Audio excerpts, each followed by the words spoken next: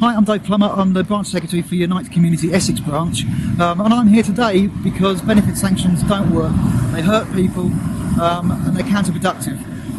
The only study I'm aware of that's been done was commissioned by the DWP and undertaken by Oxford University, and that was a very small study, but that itself found that sanctions are counterproductive. If you want people to find work, the last thing you need to do is take away all of their money or put them in a position where they're having to apply for hardship payments, because how is that going to help people find work if they're scratching around trying to find food to eat? Our benefit system is shocking anyway.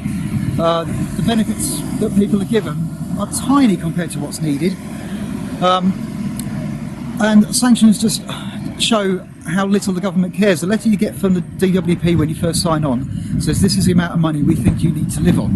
This is the amount of money the law says you need to live on.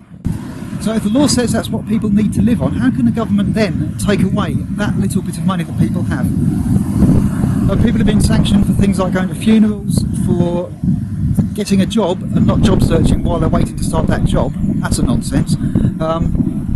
And for being late to appointments. Certainly around here in this area, which is Epping Forest, the public transport's so bad that you can never guarantee getting to an appointment anywhere. The government says that it wants Britain to be fair for everybody, but here in Essex alone, the county council's facing something like 86% cuts by 2020. Those cuts are going to affect the least well-off people. They're going to affect care services, going to affect public transport. This is all part of the same programme of pushing down wages, pushing down support, and leaving the most vulnerable and the least well-off, including those who are working, predominantly those who are working, much worse off than there's any need for them to be. Wages are stagnating or reducing, and we end up paying for it as taxpayers through housing benefit, family tax credits, working tax credits.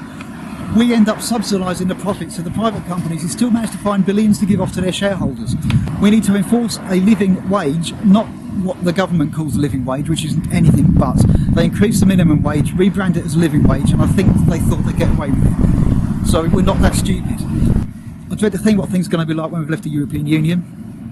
Theresa May has said that she doesn't want to attack workers' rights, but the Trade Union Reform Act gives some indication of how true that is. They want to smash workers' rights by smashing the trade unions.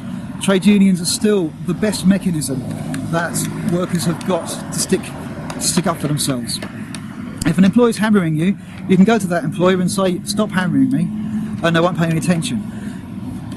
If the majority of the workforce goes to the employer and says, stop hammering me, and they don't pay attention and say, all right, we'll go on strike, that employer has to pay attention. It's a last resort, but it does work, and that's why you need to join a union if you can.